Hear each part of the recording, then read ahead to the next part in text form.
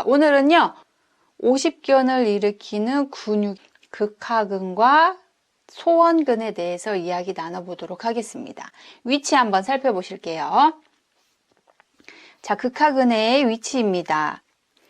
견갑골의 극하와에서요, 대결절에 붙습니다. 소원근 마찬가지죠. 견갑골의 애가연 상부에서 대결절에 붙습니다. 지난 시간에도 설명드렸듯이요, 우리의 극하근은 극상근의 아래 붙어서 극하근입니다. 날개뼈를 기준으로 가운데에 이렇게 뼈가 하나가 돌출이 되어 있다면 위아래로 있으면서 우리의 이 팔뼈를 잡아주고 있는 근육이에요. 우리가 팔뼈가 중력에 의해서 이렇게 흔들흔들 이렇게 지내면서도 어깨를 보호하면서 내 팔을 자유롭게 움직일 수 있게 해주는 중요한 근육이기도 합니다. 자, 그렇다면 이 근육에 문제가 발생하면 어떤 문제가 발생할까요? 네, 바로 우리 여성분들 속옷 입을 때 뒤 호크를 닫을 수 없다든지, 아니면 남성분들 뒷주머니에 손이 가지 않는다든지, 머리를 빗을 때 동작이 어렵다든지, 이런 문제들을 만들어냅니다. 조금 아픈 게 아니라 또 많이 아프죠. 그리고 어떤 문제를 또 야기시키냐면요, 중요한 문제인데 우리의 수면의 질을 굉장히 떨어뜨립니다. 잠을 자다가 윽 하고 일어나시는 거예요. 팔이 아파서 아픈 쪽으로 자기도 어렵고요. 반대쪽으로 그럼 팔을 위로 하다가도 팔이 아래로 내려간다든지 움직이게 되면 또 통증이 발생을 합니다. 우리가 잠을 못 잔다는 거는요, 면역력을 회복할 시간을 없애는 거와 똑같습니다. 우리는 수면을 하는 동안 뇌세포도 고치고 우리 몸에 망가진 세포들을 회복하고 돋우는 시간이 수면 시간이에요. 그런데 이 수면이 방해가 되면 통증도 문제지만요, 우리 몸 전체에 문제를 미치고요, 이것으로 인해서 면역력 저하라든지 삶의 질이 떨어지게 됩니다. 그래서 우리 오십견 환자분들은요, 통증도 문제지만 삶의 질이 자꾸만 떨어지는 게 더 문제입니다.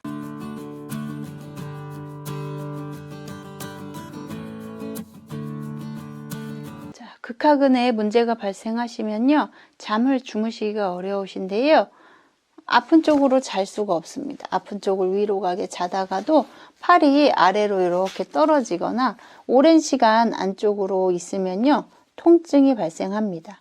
이럴 때는 어떻게 해주셔야 되냐면요, 쿠션을 놓으시고 팔이 아래로 더 많이 떨어지지 않도록 팔을 보호해 주세요. 이 상태로 주무시게 된다면 통증을 최소화할 수 있습니다. 만약에 팔이 아래로 이렇게 툭 떨어져서 오랜 시간 지나시게 되면 통증이 발생합니다. 평상시 어깨가 자주 뭉치시는 분들이라면요, 이렇게 쿠션 하나를 받쳐서 주무신다면 통증을 훨씬 더 많이 줄이실 수 있습니다. 우리가 베개 하나를 준비하는 것만으로도요, 어깨 통증을 감소시키고 더 많은 통증을 유발하는 일을 예방하실 수 있으니까요, 꿀잠을 주무시기 위해서도, 나의 어깨 관절을 보호하기 위해서도 활용해 주시면 좋겠습니다. 그럼 우리 어깨 통증, 극하근과 소원근에 문제가 생기면 어느 부위에 통증이 일어나는지 살펴보시겠습니다. 자, 통증의 위치입니다. 우리 극하근에 통증이 발생하면요, 팔의 앞쪽, 뒤쪽, 그리고 날개뼈, 우리 날갯날의 안쪽이 통증이 발생하게 됩니다. 소원근에 통증이 발생하면요, 팔 뒤쪽과 날개뼈와 우리 상완골이 만나는 부위에 통증이 발생하게 됩니다. 그럼 이렇게 통증이 발생했을 때는 어떻게 처리를 해야 할까요? 통증이 발생한 부위가 뭉침이 발생했다면 뭉침을 풀어주셔야 됩니다. 강사님, 근데 저는 손이 닿지 않습니다 라고 말씀하실 수 있을 것 같아요. 자, 이럴 땐 제가 무엇을 사용하시면 된다고 그랬죠? 네, 맞습니다. 바로 공입니다. 우리가 큰 공을 사용하셔도 되고 작은 공을 사용하셔도 돼요. 나의 어깨뼈의 상태에 따라서 조절하실 수 있습니다. 큰 거를 사용하시면요, 겉 근육을 많이 풀어주고요. 작은 근육을 사용하시면 우리가 안쪽에 있는 근육까지 겨냥하실 수 있습니다.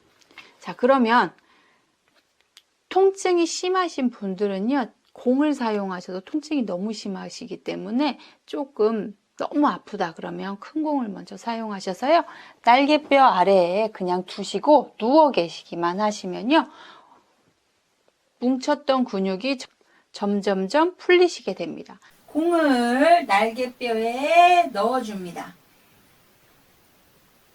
너무 쉬운데요, 그대로 누워만 계시면 돼요. 이렇게 누우신 상태로 힘을 빼고 계시면 중력과 나의 몸무게로 공을 누르게 되고 공이 나의 뭉친 점을 풀어줍니다.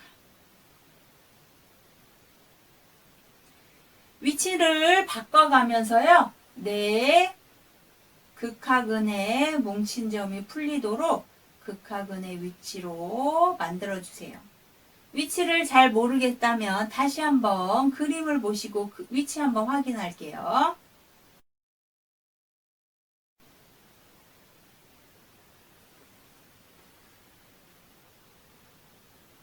풀린 건 어떻게 알 수 있나요? 물으실 텐데요.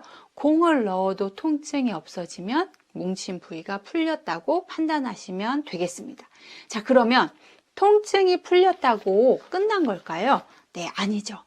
두 번째, 근육이 짧아져 있는 걸 늘려주셔야 됩니다. 통증이 생기다 보면요, 우리가 동작을 제한하게 됩니다. 왜냐하면 그 범위까지 가면 통증이 발생하기 때문에 그렇습니다. 그래서 통증이 일어나면 반드시 움직임의 제한이 따라오게 되는데요. 움직임의 제한이 있는지 없는지 확인해 보도록 하겠습니다. 극하근의 길이 테스트입니다. 극하근의 길이 테스트는요, 우리 이렇게 손을 해서 입으로 가져가 보는 거예요. 손이 입에 닿지 않고 귀까지만 간다든지 아니면 뒤통수까지만 간다면 극하근과 소원근의 짧아짐을 확인하셨습니다. 자, 이것 이외에도요, 우리가 누워서도 확인하는 방법이 있습니다. 같이 한번 보실게요. 바르게 누우신 상태에서 팔을 90도 굴곡시킨 상태에서 팔을 앞쪽으로 내려봅니다. 팔을 90도에서 내려가기가 어렵고 어깨에 통증이 발생한다면 근육도 짧아져 있고 극하근에 문제가 발생하셨음을 확인할 수 있습니다. 이때 너무 무리하게 하시면 관절이 손상될 수 있기 때문에 반드시 하기가 어렵다면 멈춰 주셔야 합니다. 극하근이 짧아지셨다면 늘려주셔야 되겠죠? 극하근 스트레칭 해보도록 하겠습니다. 자, 우리 평상시에 많이 하셨던 스트레칭이실 텐데요. 팔을 안쪽으로 쭉 당겨서 밀어주세요. 쭉 당겨줍니다. 하나, 둘, 셋, 넷, 다섯, 여섯, 일곱, 여덟, 아홉, 열.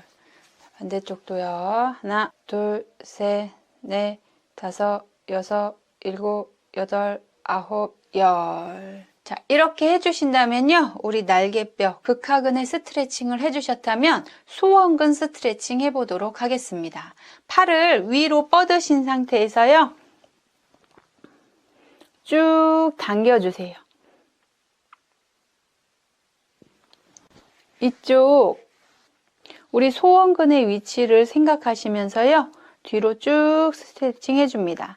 하나, 둘, 셋, 넷, 다섯, 여섯, 일곱, 여덟, 아홉, 열. 반대쪽도 해보도록 하겠습니다. 하나, 둘, 셋, 넷, 다섯, 여섯, 일곱, 여덟, 아홉, 열. 처음에는 잘 되지 않으실 수 있어요. 팔이 올라가지 않아서 이렇게 하실 수도 있는데요. 뭉친 점을 풀어주신다면 조금씩 운동 범위가 증가되실 거고요.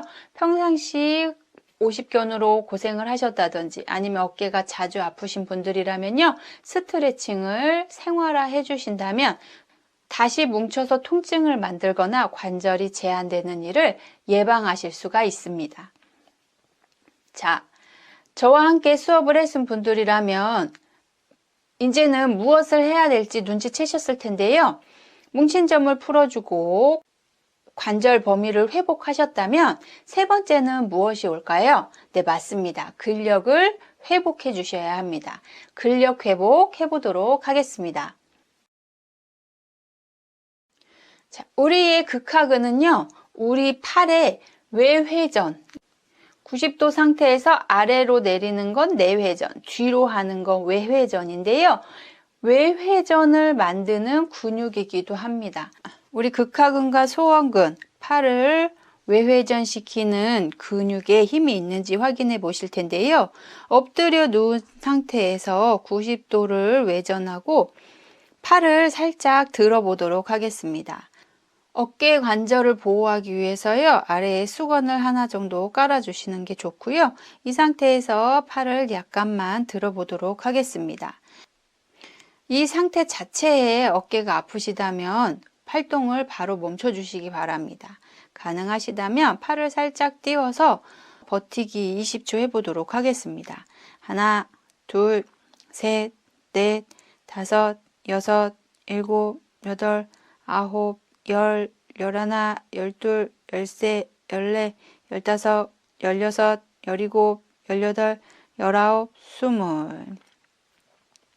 하시는 동안 팔에 무리가 없으셨다면 우리의 극하근과 소원근은 파워에는 문제가 없습니다. 하지만 하시는 동안 힘이 없어진다든지 통증이 발생한다면 지금 외회전 근육에 문제가 발생하였습니다.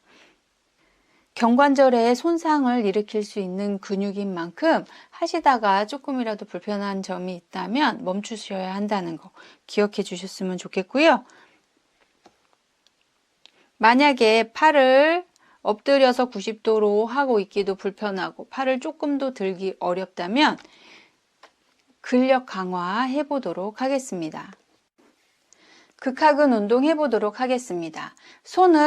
손바닥이 위로 가도록 하신 상태에서 가볍게 주먹을 쥐어주세요. 팔꿈치는 옆구리에 붙이시고요.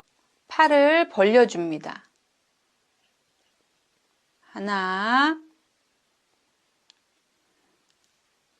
둘, 셋, 넷, 다섯, 여섯, 일곱, 여덟, 아홉, 열. 우리 날개뼈 아래쪽 극하근의 운동을 느끼시면서 활동해 주시는 게 중요합니다.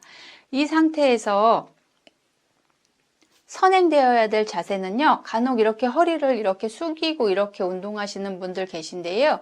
이렇게 하시면 어깨에도 좋지 않고 허리에도 매우 나쁜 자세입니다. 반드시 골반을 세우고 허리를 바르게 하신 상태에서 해주셔야 합니다. 한 번 더 해보도록 하겠습니다. 같이 해주세요. 허리를 세우시고 손바닥이 위로 가도록 살포시 쥐어주신 상태로 해봅니다. 하나, 둘, 셋, 넷, 다섯, 여섯, 일곱, 여덟, 아홉, 열. 자, 여기까지 잘 따라와 주셨다면요. 우리의 극하근과 소원근이 더 잘 운동하고 있습니다. 강사님, 저에게는 너무 약합니다. 저는 힘이 굉장히 강하고 근육 운동을 많이 했습니다. 라고 하신다면요.